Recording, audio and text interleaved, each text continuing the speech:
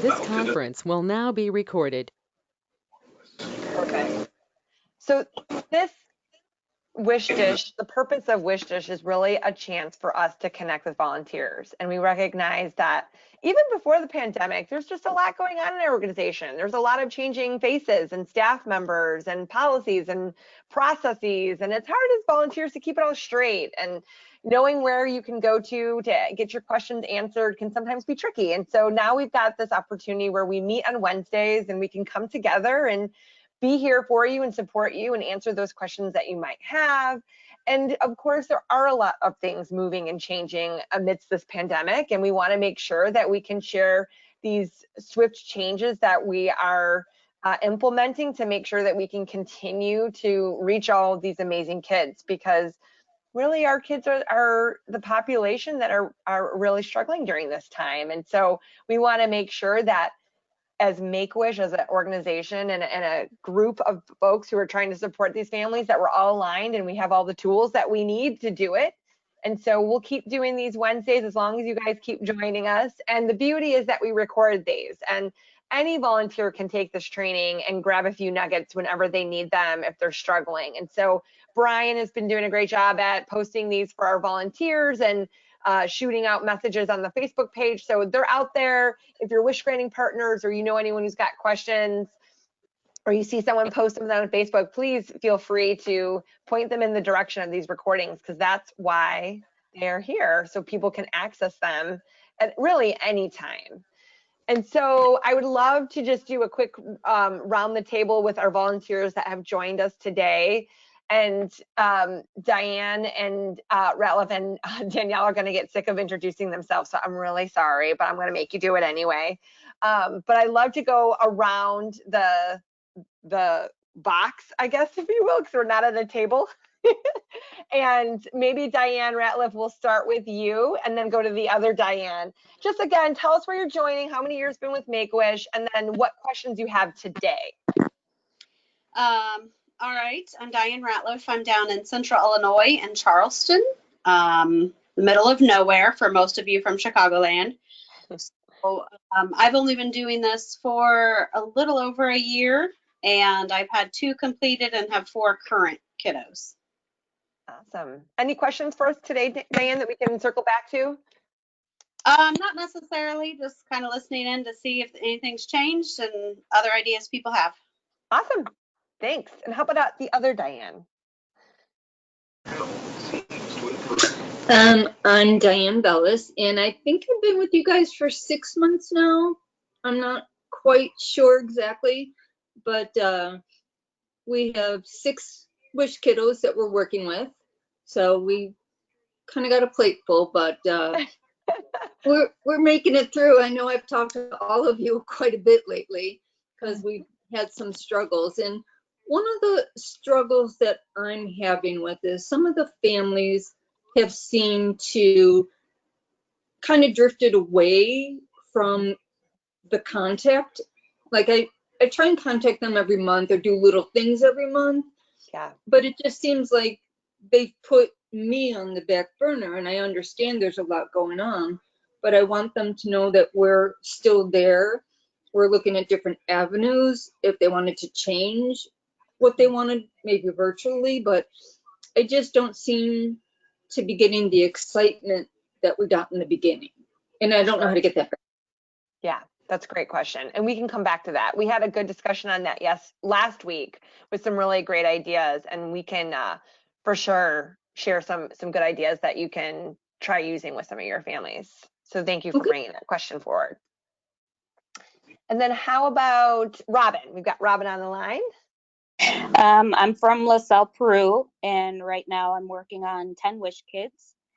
I've been with Make-A-Wish since February, and Brian has been great answering all my questions, so I don't really have anything at this time. Wow, Robin, 10 wishes. We've got people who have volunteered for years and have never hit 10 wishes. My goodness. I don't have a life, so that's why. I don't know about that. I think that's a pretty special life if you're dedicating so much amazing time to these kids. Oh my goodness, we are so grateful. And then how about Danielle? So hi there. I'm calling from Wilmette. I'm working on my first wish, and I actually got to meet my wish kid virtually for the first time last What night. happens? Woo! Wonderful.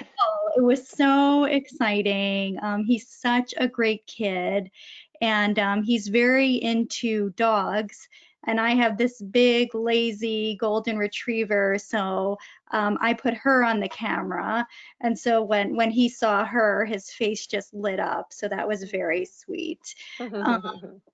He is looking into a Disney Wish, and we had him come up with a couple of alternatives, one of them being a pet, the other one being a go-kart. So, we'll just kind of have to see, I guess, as things progress.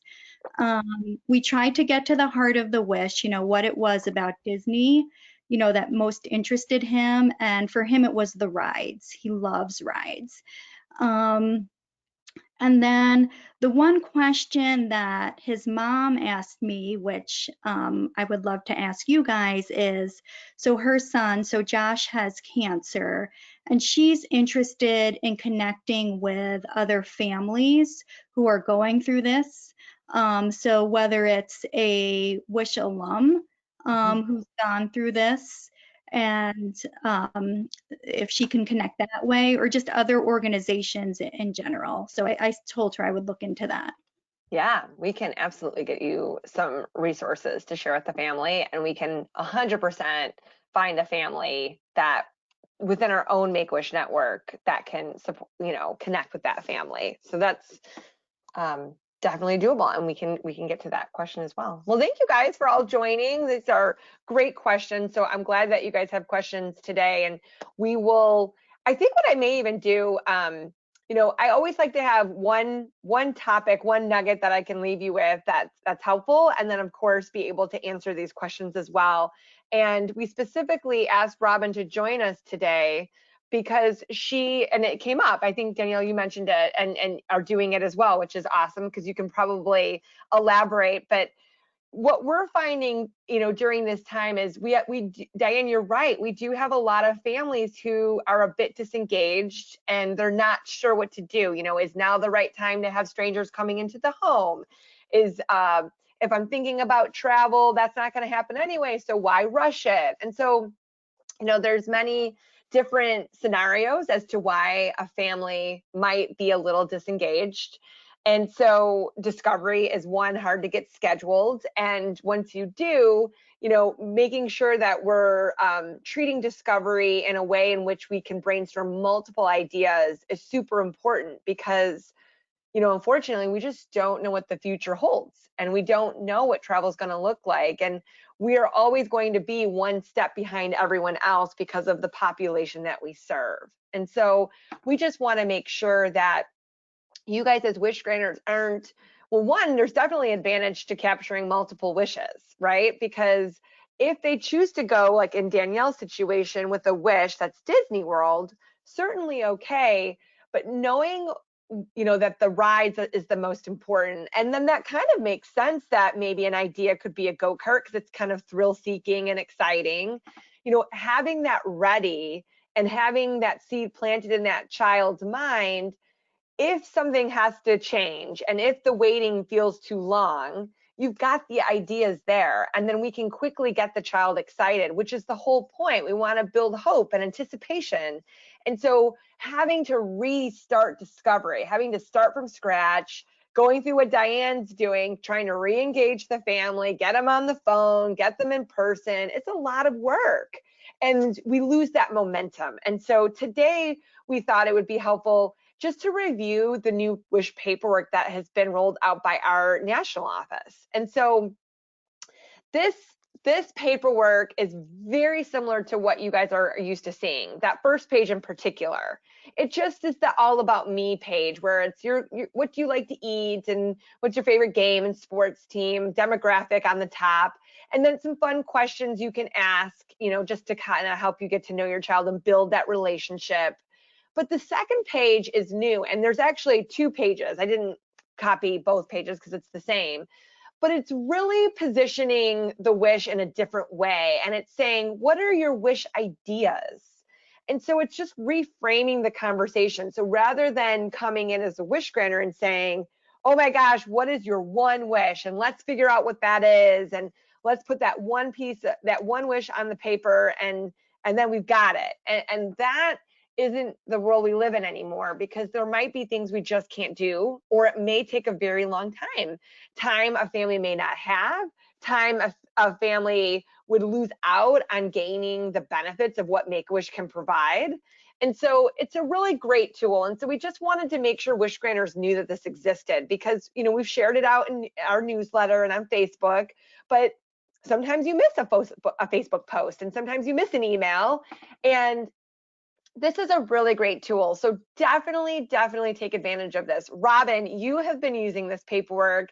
You're working with Marcella on Elizabeth's wish and did a beautiful job of completing this paperwork with capturing 4 different ideas. And I would love it if you'd be willing just to share with us kind of how that discovery visit looked like. You know, when you went into the home and you started brainstorming ideas, how did you get the child to capture 4 different ideas? And I would love for you just to kind of walk us all through it.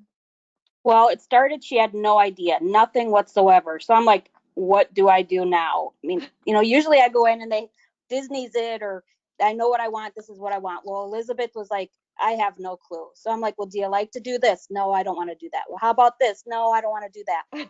So then finally, as she's starting to open up to me and get used to me being there, she came up with about 12 different ideas. So I'm like, well, rein it in, you know, how about we start with 4? So her 4 was to meet the Rock from Fast and Furious. She wanted her own bedroom, so she was hoping to get a down payment towards a house, which I told her was not going to happen. But I wrote it down anyway because she asked me to. And then I think we decided on a scholarship for when she goes, she wants to be a doctor. So, and then she was talking about Legoland, but she can't be out in the public. So that's not going to happen. Okay. But yeah, once she got comfortable with me being there, she was just like overflowing with ideas. Oh, I love that. And isn't it, it's so funny. I mean, that's what really a wish granter, that's it. That's what it's all about. It's building that relationship and trust. And then once you have it, then it's all of a sudden you can't get, you know, it's all these fun ideas. That's great. Yes. And I really love how you still captured ideas that you knew we couldn't do it. And I think that's so important, because, you know, that second responsibility of a wish granter is to really empower the child. And that is just to acknowledge that you heard her and that what she wished for was important and it mattered and it was worth noting. I'm sure felt really good too, and probably helped kind of get more ideas flowing. So you just did a great job, and it's new paperwork. So I love that you used the new stuff. I love that you filled out every single, I actually peeked at it too. I was like, oh, I wonder what some of the ideas were. And it was fully completed, all ideas. And, you know, it's may be surprising to some, maybe not, maybe you've done it yourself and it happens, but sometimes we get the paperwork back and there's no wish stated, there's just notes. And, you know, we don't have any context to what the conversation might have looked like. So thank you, Robin, for accessing that new paperwork and capturing 4 ideas. You know, when you guys were talking about these different ideas, was she able to articulate why I mean, obviously the down payment on the house, she gave you a good why for that, but some of these other ideas, was she able to elaborate as to why she wanted them? She wanted the scholarship and a class ring because her family couldn't afford, will not be able to afford for her to go to be a doctor. To meet the Rock was just, she thinks he's cute. You know, so that was her main reason. And if she wasn't going to be able to go somewhere or meet somebody in person, she thought he would be good to meet on the computer. But I have to say, I do like the new paperwork better because it's not so specific and I can write down my ideas. Yeah. Because before it's like, this is what my wish is. And then I couldn't write down anything else as why she wanted that or any other ideas that could go with it. So I do like the new paperwork better. That's great. And have you been using this with some of your other families? Since you have so many, you have 10 now. Is this the first child you were able to leverage the new paperwork, or have you already used it with some other kids? She was my first one. Good. And so you could notice that difference then. So that's interesting. Yeah, absolutely. And Danielle, it sounds like you were able to leverage the new paperwork as well. Was that experience for you? So to be honest, I did not have the new paperwork in front of me. I had the old paperwork and I was kind of flying by the seat of my pants, to be honest. 'Cause, this is the first one. Yeah. And I do have a partner. He was just a little bit late to the meeting. So I'm like, all right, I'm just gonna, start this on my own. But yeah, but just I think even though I didn't have the paperwork in front of me, I think just having these past Wish Dish meetings and just conversations kind of guided me, and I knew that I had to ask for more than one wish, especially if it was travel, Yeah. because that's not possible now. And I think there's been such a great emphasis on really getting to the heart of the wish, the why, which, which kind of led me towards other questions as well. Yeah. Yeah, kind of naturally flowed from the conversation with all this context and wish dish, which is good. It means it's working. That's great. Does anyone have any questions about this new paperwork? No? That's great. And then I wanted to come back to Diane. You had a question earlier, and I think it somewhat relates, and it's this notion of disengagement. And a few of you have kind of touched on it very subtly, but I think with some of our families, I think of the movie, come on, who's seen Field of Dreams? If you build it, they will come. And what I learned last week, which was, and this is, I've been doing this for 15 years, but so many of our wish granters were persistent with their families that were disengaged, and they weren't invasive. They were just persistent in a way that they just kept letting their family know that they were here.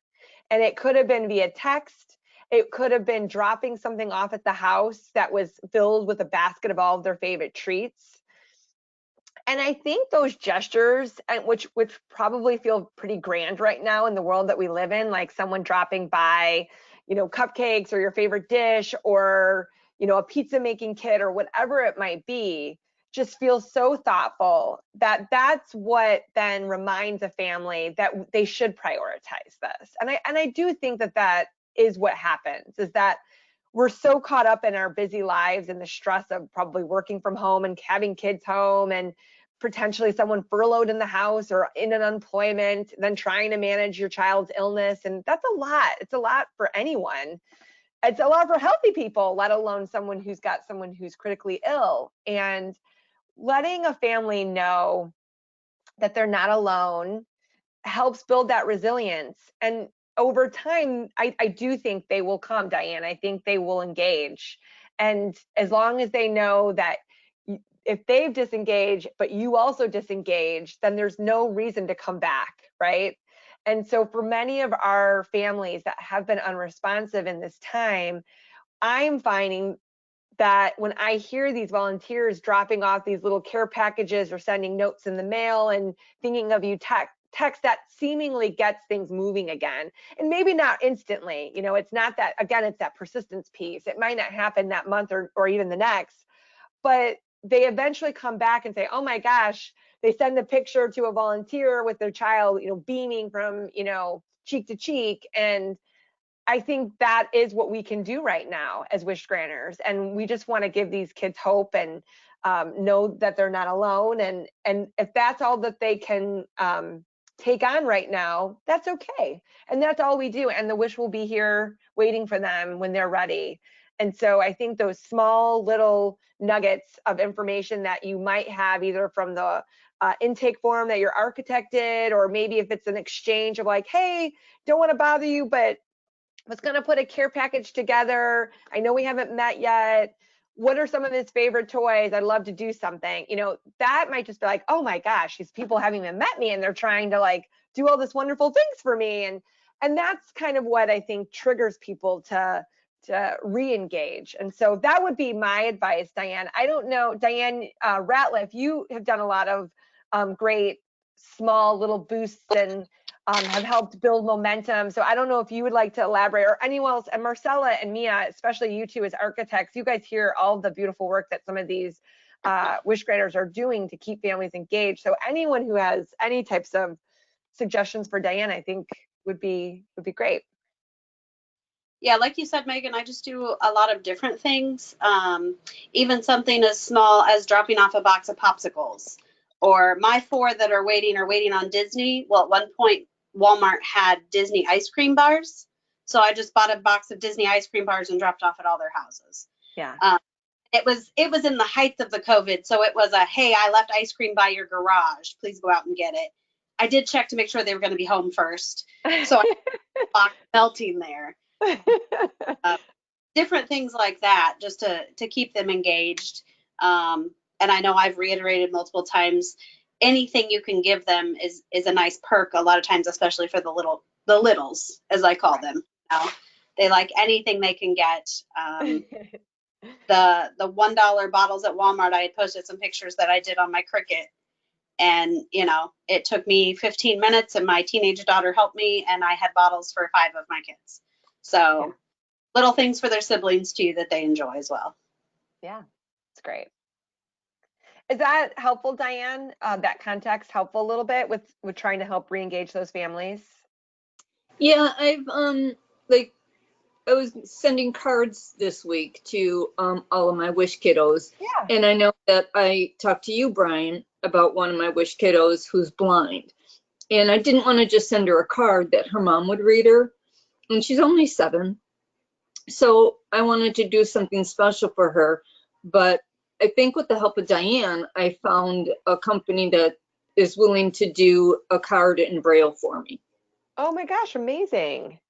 So they'll send me a copy of it. So I know, you know, obviously I tell them what I want it to say, but they'll send me a hard copy of it, and then they send her the Braille copy of it. But I didn't realize there's 2 different styles of Braille.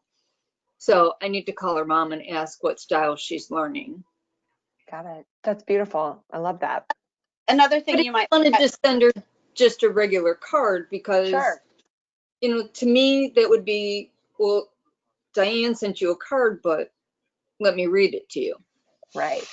You know, she's just learning. And she got a sand table. So she was making a cake, and her mom came out and said, "Oh, that's a lovely cake. Can I have it?" She's like, "No, it's for Diane." That's adorable. I love it. And I'm So, sure that means, Diane, that probably means so much to the mom too, that you put all that effort into getting something that is just specifically geared towards her daughter, which I think probably people often, you know, overlook. And so it would mean a lot to me as a parent, all that's putting so much thought into it. So yeah, it's really good. And I don't know about in Chicagoland, but I know in Jacksonville there's a school for the blind. So I don't know if they would have any other resources that they might be able to help you with as well. Yeah, that's a great idea. Yeah, I can look into that. That would be great too. So, Yeah, you know, just something different, just something special for each one of the kids. Exactly. Yeah, and I think it was really important as well, Diane, where you put it up on our Facebook page. And like you said, you know, Dina, who's actually from our office, had gotten you connected with the Braille bookstore. I saw that Dan Bauer had also talked about recordable video cards, and the community engagement's a big piece of that too. So putting it out there to everyone and using the community that's all around us statewide is a great way to crowdsource for ideas. Yeah, good call, Brian. Diane, there's also the Lighthouse School for the Blind in Chicago. It's located in the medical district off of Roosevelt, I believe. They may be a good resource as well. Okay, I could try, you know, I'll try anybody that's willing to, you know, do something special for her. Her wish is to go to Disney. She wants to go to Bippity Boppity Boo Boutique. And so, I mean, she's just a phenomenal little girl, and you would never know she's blind. Yeah. I mean, she goes running down the street. When we were there visiting her, she's like running down the street, and I'm like, where are you going? But, she's got so much spunk to her, and all of my kiddos do. They're all going through hard times. And in the parents, I come, as I think most of I come from both sides of the story here. Right. So it's interesting for me to be able to relate to the parents because I sat in their chair and help them, because sometimes it's a grieving process too. So I'm able to help them with their grieving as well as look forward to the excitement. Sure. Yeah. One other resource, Diane, most of you know me, I like Etsy, but I just Googled Braille cards on Etsy and there's a bunch that come up. So I would just check on Etsy and see if there's any other Braille items, maybe books or cards or things like that, that Etsy could help you with. Yeah. Great. Thank you. Yeah, this is good. And then Danielle, you had a really great question. It's a little bit of a shift or a pivot, but I think that's okay. Just about other resources, and it actually is all connected. It's really all in the vein of supporting our families. And that is such a great question. So the first organization that comes to my mind when I think of connecting children with similar diagnoses is Imerman Angels. And so they're a really special and unique organization that we've partnered with, and we always, share that their information with our families. But the way that they're structured is they actually match a child specifically with another child if that's what they want. And so it would be this boy is matched with this boy who had leukemia and who had leukemia at this age. And then they connect them so that they kind of have a partnership and can talk the child through, what they might be feeling or experiencing. And so they may have something too for caretakers. I'm not sure, because they've kind of been expanding their offerings in their organization because they've been wildly successful with this kind of peer-to-peer mentorship for people who are struggling with, certain critical illnesses. So that might be a good place to start. But I would 100% talk to your architect and then work with your architect so that we can work with our alumni manager. So Amy Siciliano is our alumni manager and would be very willing to help find a few families that this family could connect with. And so we can do it, and we've done it before in the past. And I think it would be a really beautiful thing to, find a family. And many of our families volunteer that too. When we probe our families at the end of their wish experience, just to say, how might you engage with us now that the wish is over? What are you interested in? Many families have offered that type of willingness. And so the families are there, and it's just a matter of finding the right family and then connecting them. So just let your architect know. And do you know, Danielle, who your architect is on that wish, just so that Lauren can kind of have it in her mind? I can find it too. Okay. Yeah. That's okay. We'll find it. I just want to make sure that architect knows that we can do that. Mm-hmm. Yeah. So what other questions do you guys have? Anything kind of popping up for you in these crazy times that we can answer?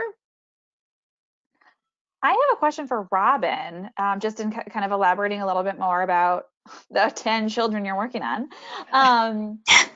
And, with Elizabeth or with another, I know you're working on lots of other wishes. Some are travel, some are waiting. And so when you're exploring all of these ideas, how are you going about talking through the benefit of going with a local wish now, instead of like waiting for that, Disney idea? You talked about scholarship, or you talked about a shopping spree, like here's why we should do that. How are you shaping that for your families or talking through that? Well, I can tell you 8 of my families are insistent. They are waiting for Disney or to go to Hawaii. So they are not budging on anything I tell them. It's a no. So I just kind of, for now, that's fine. We'll leave it as it is. But my 2 new ones, the one girl, she has really bad seizures. So they were talking about Disney, and I'm like, why would you want to go? What are you thinking about Disney? And well, she loves to go shopping. Well, we can do shopping here, well, she loves the animals, maybe Animal Kingdom. And I'm like, well, Peoria has a zoo. Maybe you can do like a shopping spree in Peoria and then go to the Peoria Zoo. Well, she didn't even think about that. So that ended up being what her wish is going to end up being. So she was glad that she had other options. You know, she was talking about four-wheelers. She loves to go four-wheeling. I'm like, what about possibly a four-wheeler? You know, things that they didn't even think about. But the paperwork, you know, asking those questions, do you like this? What do you like that? Really opens it up more for them to come up with ideas that they never even thought of. That's awesome. So, Good job. yeah. I think that's great. I think you're so right. So many of our families, they hear Make-A-Wish and they think a trip or just specifically Disney, and they don't even know some of the possibilities and things that we can do and how special we can make it right in their backyard. They're like, oh yeah, like I guess I never thought of that. That sounds really great. You don't have to put a kid on a plane. You don't have to put them at risk around a bunch of people or in the heat, and we can make something so special happen right in their backyard. So bravo for, you know, having that conversation with them. That's awesome. Yeah, she really wanted her daughter to do the Bibbidi Boppity Boutique. And I'm like, well, we can get her princess dressed up and, you know, everybody that's involved can all be princess. Well, she didn't know that they could do that. So I'm like, you know, here's some ideas. What do you think of any of these things? But then I have ones that I'm like, what about a room makeover? No. What about this? No. What about that? You know, and it's really a lot of questions and a lot of getting them to open their minds and not just think trip. Getting to know them. That's awesome. Thanks. Yeah, it's great. Yeah, and I would actually, I think I've mentioned this wish before, but I'm happy Marcella's here for one of our wish children, Kim. So Kim had wanted to do a quinceañera since the beginning of her wish, which is a large gathering that we just can't do right now. And, you know, checking in with her regularly, Kim and her family, you know, I would ask, like, are there any other things that you're thinking about? Or are you still just 100% on the quinceañera? And the answer I got over and over for months was, we want to wait for the quinceañera. We want to wait for the quinceañera. And then lo and behold, last month, after all of that waiting, we got into contact with Kim and her family, and she said, I don't want to wait anymore. I want to do something else. And so it was just through continuous check-ins and seeing how the family was and keeping them engaged and keeping that relationship going, that even though the family was saying no to other options for so long, they did eventually come around to something because of how uncertain large gatherings are right now. And this past weekend, you know, Kim had a smile plastered on her face for 48 hours while we did an online and in-person shopping spree. And, you know, even if, Robin, even if some of your families are saying Disney now, we don't know where we're going to be in 3 months, right? And so it might be that if you're just checking in with them and keeping in contact, that Disney for sure might change into something else. Yeah, exactly. Yeah. So if I can kind of say something to Diane, I have a family, she's a Rush child. They were approved to go to Disney, and then we got the shoe drop that they cannot go to Disney. Her mom is a single mom, so she kind of, I don't want to say takes it out on me and my partner, but is very upset that they can't go and disappointed. So she's become very withdrawn from my partner and I. So, you know, 1 month my partner will take over. She took over some, you know, Easter baskets, and then I sent over some dress up clothes. You know, we're just keeping in contact with them. But I know it's disappointing for her mom, you know, to have this all excitement and then have it not be able to be. So we're having trouble coming up with another idea, because she wanted something fun, but now she's going to end up doing medical equipment for her daughter, which I'm trying to think of some way that we can make that fun once she gets that. So any ideas would be fantastic. Robin, what kind of medical equipment is the child nonverbal? She's nonverbal. She's in a wheelchair. She can't move at all. She just is, she's the sweetest thing. She'll kind of flutter her eyes at you or give you a half smile. But she's doing some type of sleep system where she can reposition her when she needs to be, an alarm system if she stops breathing, kind of stuff. And it's not, when you think Make-A-Wish, you think fun, we're going to go do something fun, and having to switch to like medical equipment, you know, is disappointing. So I'm looking for ideas on how we can make that fun once it's approved and she gets it. So. And Yeah, so I would imagine is the medical equipment, I would imagine that the medical equipment is to improve the quality of her life, to make her Yes. more comfortable. Yes. And so my initial thought, and Brian, you can chime in too, assuming everything goes, well in the approval process, which I can't imagine it wouldn't, to me, if the equipment's more around sleeping, it's what kind of sleeping space can you create around her that is sweet and stimulating and is just like her happy place. I mean, I don't know about you, but I love my bed. I love my space. When I'm on vacation, I come home, I'm like, you're back in your own bed. And so what kind of sanctuary can you build around her as part of that equipment that we deliver so that it's truly her space and really gives her a better quality of life and rest and then of course is easier on the family too, so that bedtime isn't stressful. I mean, anyone who's got kids here knows bedtime, healthy or not, bedtime's like, it's a lot of work. And if you can eliminate that stress for a family, that's a great thing. And so how do you bring that to life?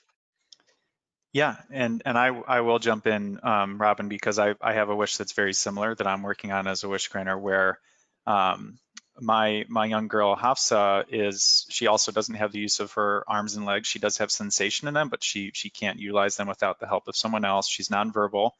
And the wish that we ended up picking was for a hospital bed, that her family ended up picking was for a hospital bed. And that is for comfort. It's for, like Megan's saying, bedtime and making that easier. But the way that we found a solution to making it fun, if you want to call it that, or, just a little bit more pizzazz to it, is the family likes to help her dip her fingers in the paint and to help her finger paint and create artwork. And so what we're going to be doing is getting like a little side area where we're going to get supplies for finger painting. There's going to be a table that goes over the bed where when she sits up in the hospital bed, she can engage with her family. And we're also going to look to getting a chair that would be next to the bed because she loves spending time with her cousin who comes in there and does art with her. And so we're also being intentional about, even something as small as just like a chair next to the bed is something that's going to end up creating a fun environment and a really, exciting time to be with her family. So even though the wish is for a hospital bed and that doesn't sound, cool or something like that, it really is going to be this holistic approach to making it a really special place for Hafsa to spend most of her time at home. Yeah. Is that helpful, Robin? Yes, it is.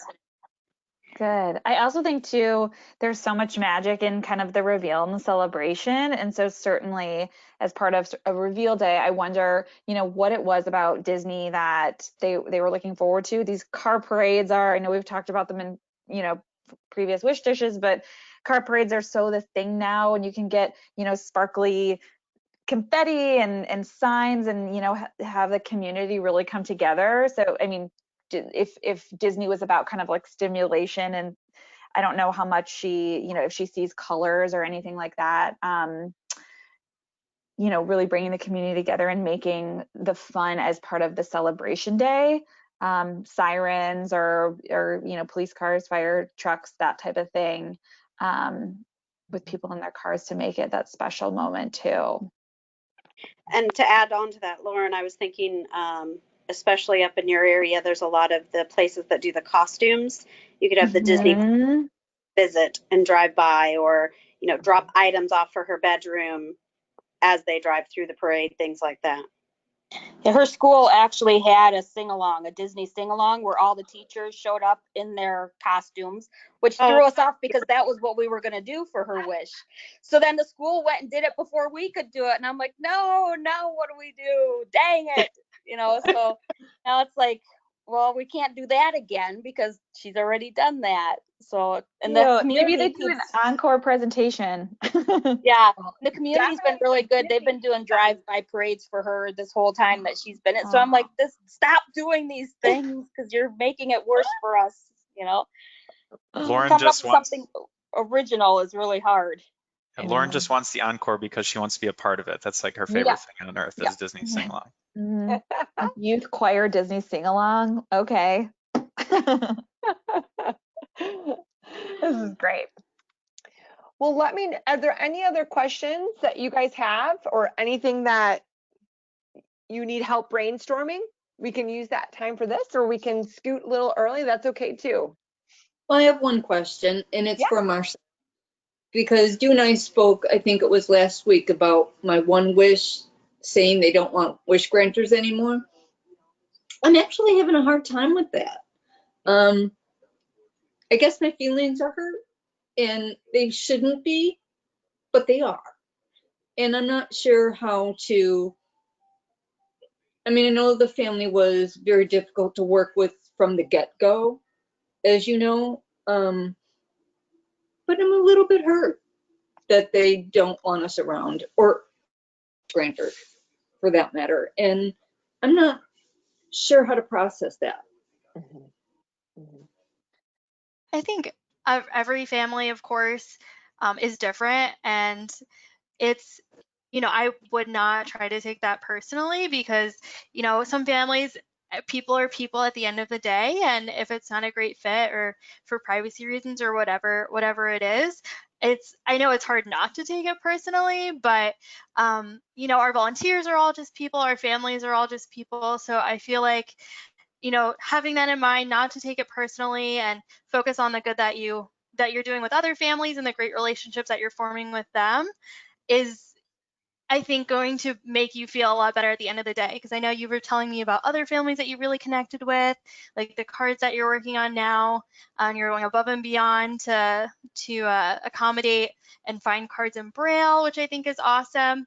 And I know that, they really appreciate that. So even if it didn't, end up working out with this one family, it's okay because you are forming great relationships with others. All right, Diane, was there anything that I could have learned? I mean, she was our first one. So, maybe we did something wrong. I don't know. Is there anything that I can learn from that experience so we don't have that again? Diane, so one thing that I always talk about, and I'm actually crafting some new materials for our wish granter training. And one of the things that we ask wish granters to do is to build relationship and empower the child and make these connections. But one thing we always say at kind of the end of that training is that your relationships with your children will vary, and it really will depend on how much the family leans in. And you can only go so far. The family has to lean in and be open to what you are offering. You have to kind of open your heart to that. And that I think the lesson, and I think it is hard in the beginning, and we even had this conversation last week with unresponsive families. It is very common to feel like I am trying to help you guys, like I want to come in and do something really positive for your child and family, and I'm just confused why you're not either returning my calls or you're disinterested or disengaged. And what's interesting is, and we all know this as adults, but it's hard to tell our heart this. Our mind knows it, our heart doesn't. But so many families come with so many different varying issues and different even cultural backgrounds. And so some people aren't as open to receiving help, and for whatever reason that might be. And some people, and I'm sure you've met families along your journey, your own personal journey as a wish mom, there's families who completely lean in and then open themselves up to their community to say, I can't do this alone. I can't do this alone, and I need more people and I need more support. And there are some people who do retract, and that is like that fight or flight. And there are those families that do close down and really choose to handle it in a more private setting. And we'll never know the reason why, what is kind of going on in that family home and those dynamics and culturally what their beliefs are. And so I think Marcella's right. We have to remember that not everyone will mirror like what we need and what we want to put off, right? Like that won't always be a 1-for-1. And that's just the beauty of what makes us all different. And that is okay, because we will meet families wherever they're at. And so if they want to enjoy their wish privately behind closed doors, then we want to do that for that family. But if you meet that little, someone said they had a little Spitfire, but if you've got that Spitfire in your portfolio of wishes right now, who wants the fanfare and who wants the community to know that they're struggling and wants to feel that love and support from their community, then we'll give them that too. You know, we will get that car. Lauren's going to go out there and do a sing along. So it's even less about taking it personal. Maybe it's reframing it of, I'm going as a wish granting volunteer, meet this family where they're at. And it's not so much about, you know, what did I do wrong, or how could I done something differently? It may very well be, how do I make sure I meet this family where they're at, not where I am at? And if you do that, you know, then you will have succeeded. Like if you are meeting families where they're at, and if they need space and they're not feeling it, we at Make-A-Wish do not want to push that. And you will have, and you do have, it sounds like, families who are very leaned in and are really enjoying the support that you're giving. And that would be my only takeaway is, just know that every family is just so uniquely different. And that is kind of hard, I think, for us folks who are the more outgoing, you know, like, come on, the more hugs I can get, the better, which is why I'm just not doing well with this pandemic right now. I'm a hugger and a toucher, probably a little bit of a close talker too. So, you know, you do have to just meet families where they're at, and it really is, that's what you can do for Make-A-Wish, is meeting a family where they're at. Yeah, they were never really engaged with us from the beginning.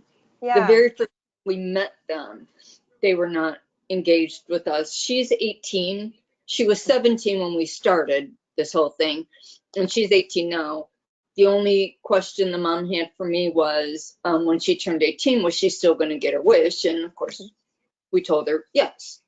Sure. You know, so we tried, you know, but I understand, you know, she's 18 and I guess she's older, you know, and I like the littles. I think I told Brian that I like the littles. So, and it is exciting with all my littles, and the rest of mine are littles. And we took this one on because she was on the list for a long time. Sure. But I think we're going to stay with the littles because that's what we do best. Yeah. Yeah. I think that's great, Diane. I think there's nothing wrong with finding your strengths and working on kids who you feel you can have the most impact on. Like, that's great. And there are definitely wish granters who have no idea what to do with the littles. Yeah, exactly. Who only want teenagers. Magicalness, that, you know, the independent seeking that the cute little ones are searching for is like very overwhelming for some, and they'd rather just converse and brainstorm ideas with an older kiddo, and it's all okay. Thank you. Yeah. Any other questions we can answer today? No? Well, I really do appreciate all of you joining. These were such great questions, such a good conversation. Hopefully we get a bunch of wish granters who will tune in. If you all think of other topics that would be helpful to you, and it could be anything, nothing's off the table. It could be, how do I get my wish child to pivot? It's how do I talk about policies and, you know, Make-A-Wish constraints of what we maybe can and can't do. It could be about paperwork. There's really nothing off the table here. So please shoot me an email. I'd love to hear from you and what might be helpful for you to be a successful wish granter. And we really do appreciate you all joining. And you guys, wow, I mean, how many wishes in this group are we granting? I mean, like 10, 6, 5, this is crazy. We got 4 people and like 20 wishes. It's incredible. So thank you. My gosh, bravo to all of you. Exactly, Mia. That's amazing. So thank you. Email me whenever you have questions. Happy to answer, or topics. And if not, we'll see you next Wednesday or another Wednesday. And we'll just keep posting and letting you know what topics we plan to cover each week. Thank you. Thanks, everyone. Thanks, everybody.